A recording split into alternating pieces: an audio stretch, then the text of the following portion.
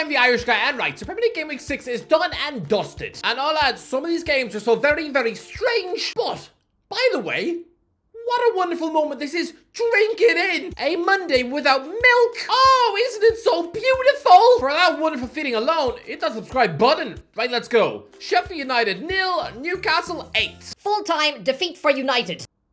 Oh no. No, don't do that, Sheffield Twitter admin. Don't just send out a routine template tweet as if the Blades had just lost a narrow, hard-fought match. No, the reality is that Sheffield United are an absolute disgrace. 8-0. 8-0.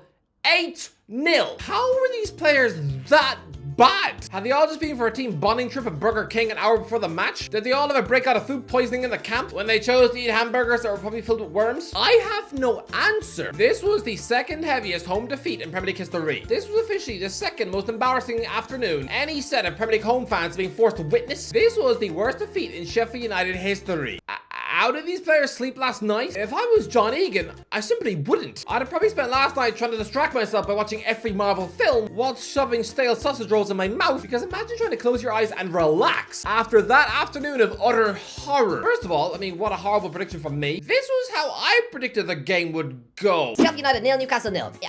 Here we've got a newly promoted team from the Championship going head-to-head with a team in the actual Champions League, and I'm predicting a board draw. Yes.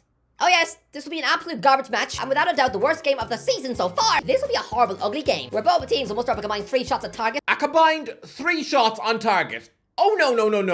No. Instead it was 8-0. 8. Actual 8. The Blades had 1 shot on target, but Newcastle had 15. Sheffield United had a whole week to prepare for this match. But Eddie Howe had 3 training sessions. That was it. 3. And he pulls off an 8-0 win. By the way, not the first time he's done this on the road. This instantly reminded me of when he was Bournemouth manager and rocked up to Birmingham City and won 8-0. Poor little Jude Belling was probably crying in the crowd. This is what Eddie Howe teams can do. I mean, Callum Wilson scored in that one as well. They also had 15 shots on target in that match. That was a very similar game. It's just now Howe has much better players at his disposal, so he can now pull this off in the biggest league in the world. But it's weird. The last time Newcastle won 8-0 was in 1999 against the other Sheffield team.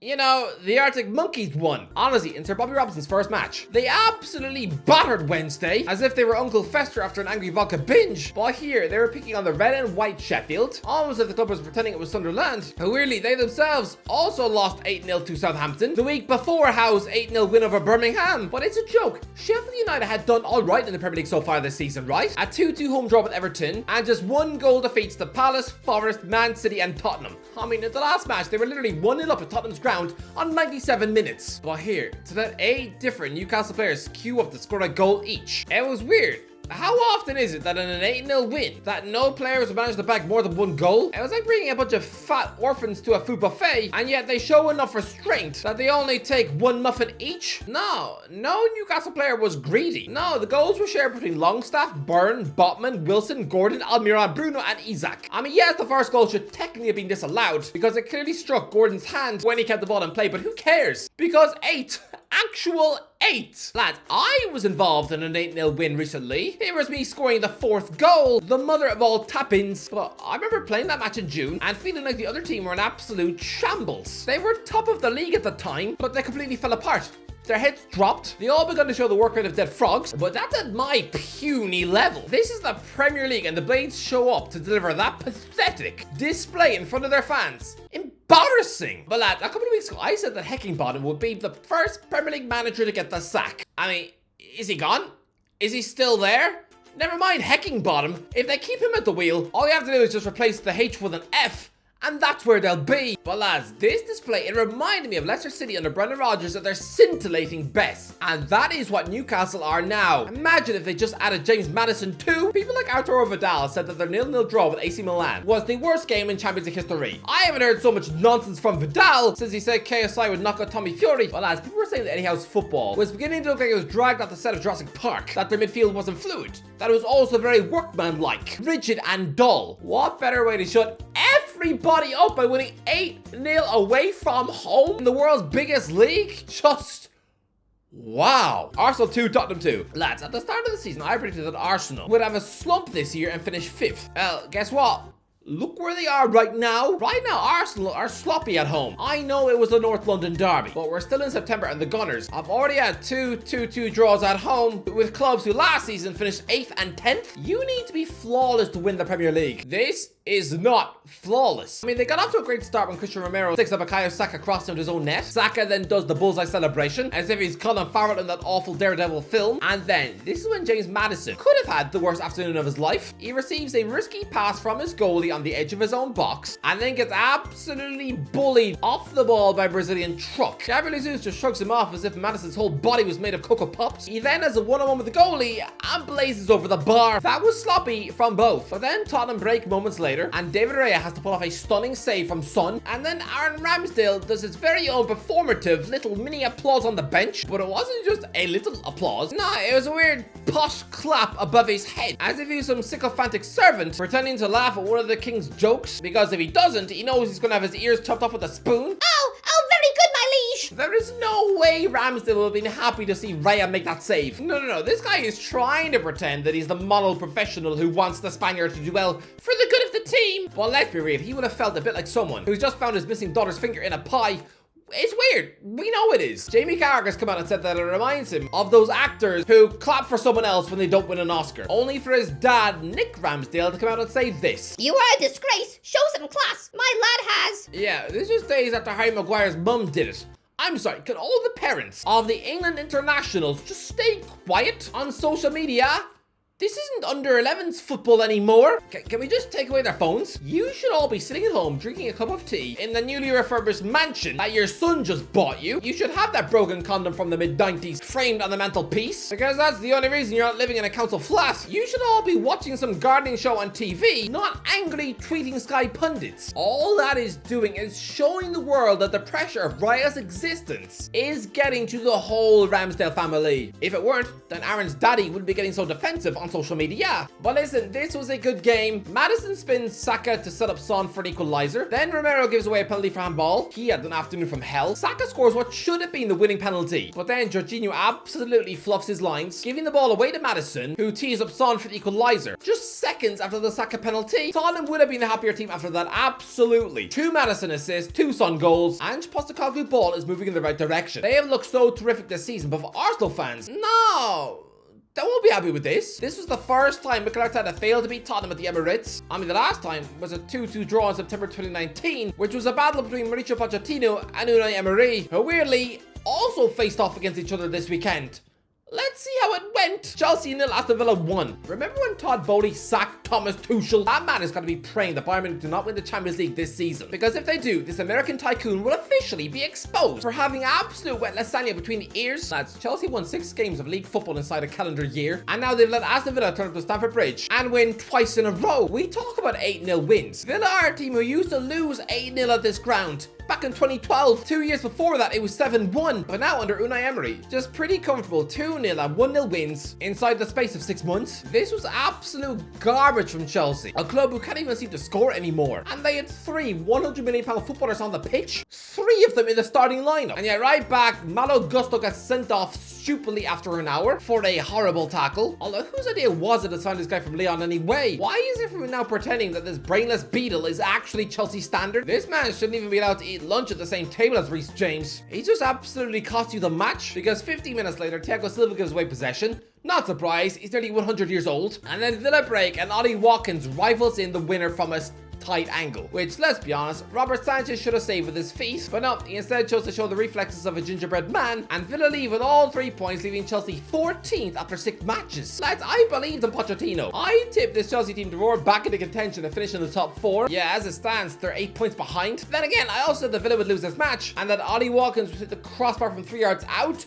The miss of the season? Both sides will squander a host of chances. In particular, Ollie Watkins is going to smash the crossbar from just 3 yards out. Honestly, watch out for it. When it happens, and trust me, it will, I can feel it in my thigh, I am going to look like an utter genius. When that happens, clip it up. I'm going to go viral. No, he did the complete opposite. Brentford 1, Everton 3. Yes! Yes! Get in there! Oh, Sean Dyche, I could kiss you on the face! Although I won't do that because I'd imagine their oily skin. It probably does taste like licking the stomach of a giraffe. But lads, have you noticed that this is one Monday where I'm not absolutely drenched in milk? Every single Premier League game week so far, because Everton were in the relegation zone, it meant that I had to dump a freezing cold bucket of milk all over me. And here, Everton had not won at Brentford since 1952. Surely this was going to be another day where I once again begin the week smelling like cheap Nesquik. I predicted a 1-0 Everton win via Abdoulaye Doucouré. And guess what?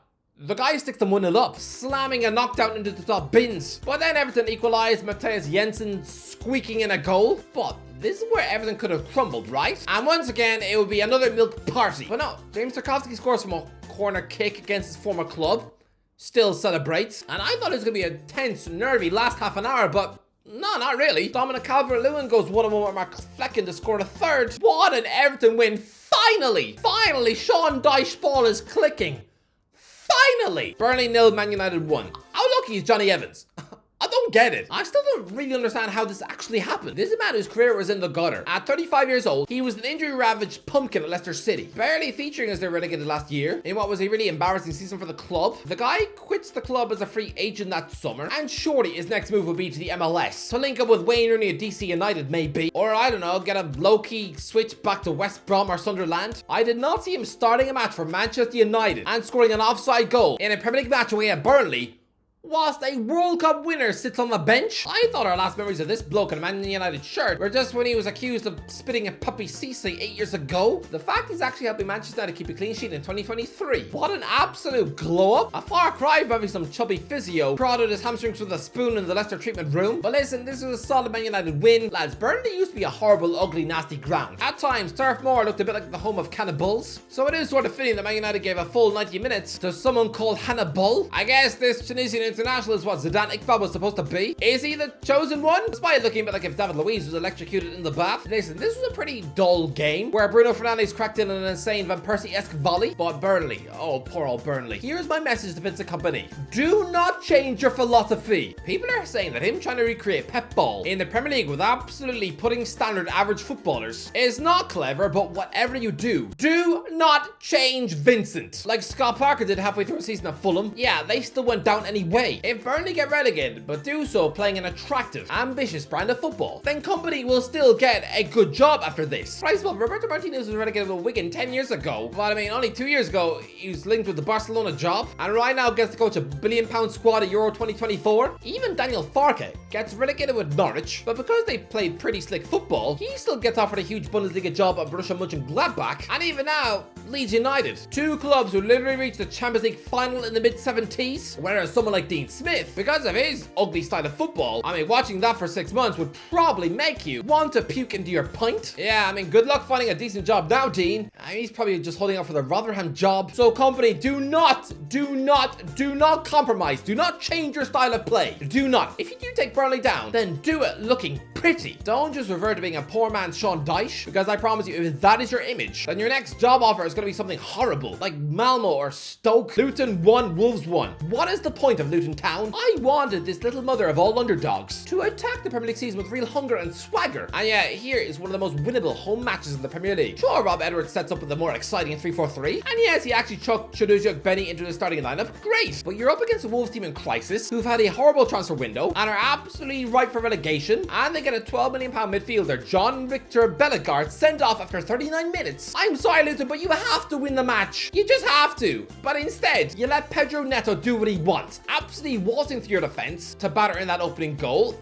In that moment, he made Tom Lockyer look like he had bowling balls in his boots. I've seen actual ice cream vans turn quicker than that, especially when trying to get away from the police. The only reason Luton nicked a point is because they were awarded a soft penalty for handball, where it was deflected onto the player's arm. I'm sorry, but unless he was living in the goddamn Matrix, no human being on planet Earth would have had the reflexes required to move his arm out of the way. Not in 0.4 seconds, no. Not even if he was Jackie Chan. And yeah, Carlton Morris scores the penalty. But is that really enough? A 1-1 draw at home to Wolves? Lads, people often lazily predict that the 3 promoted clubs will be the ones who go back down together, purely because they don't know enough about them.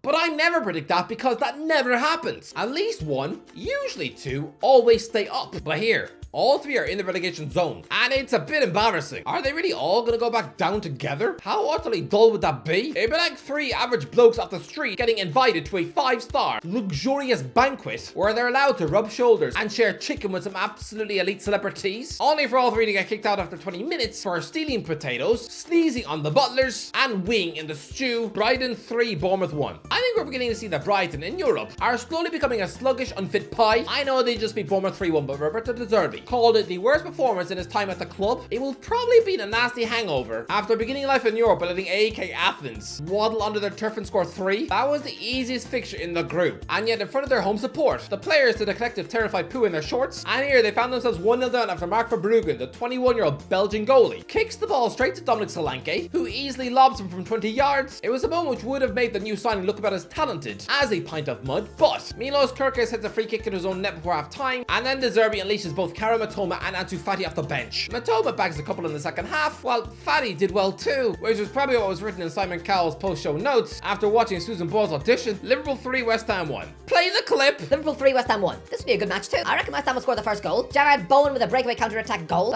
Don't worry, Liverpool fans. Like you did against Bournemouth, Newcastle and Wolves, you will rally, unleash your attacking options from the bench, and so yeah, late goals from Dominic Solis-By, Darwin Núñez and Curtis Jones will wrap up the point. 3-1. 3-1. 3-1! I did it! I said the Liverpool would beat West Ham by 3-1, and look what happened.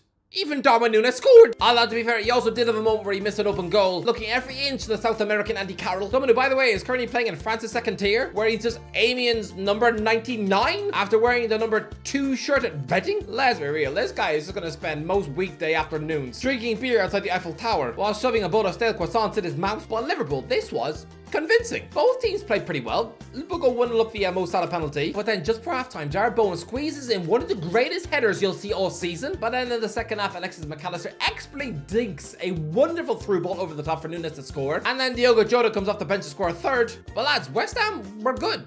They defended well. Lucas Paqueta was absolutely magnificent in midfield. I mean, he's been absolutely ferocious ever since he saw his dream Man City move get burned in a fire. But considering he's seen Ivan Toney rot away in the Brentford attic, sitting on the naughty step for 6 months, is he not terrified of his inevitable 6-month ban? Is that why he's playing so well now? Because eventually he knows that in 2024, he's probably gonna have a year of just sitting inside, playing chess with the dog. But Liverpool were brilliant, and Dominic Solis-By oozes utter class. I'm gonna say it, he is the club's best central midfield signing since they bought Xabi Alonso 19 years ago. I know Thiago Alcantara arrived with a bigger reputation and he had done more in the game, but Szoboszlai is more of a Klopp player. I always thought Thiago belonged to Man City under Pep, but Szoboszlai, he's going to be an absolute Liverpool icon. Man City 2, Nottingham Forest 0. Yeah, nothing to see here. Nottingham Forest turned up the Etihad, but did they really think they had a chance? It was probably about as daunting a task for Steve Cooper as if he was told to go outside and beg strangers for a kiss. Yeah, even 96-year-old spinster widows on the street would probably sooner make out with a dog. But listen, pretty routine standard win. Phil Foden and Erling Haaland with the goals. Rodri was stupidly sent off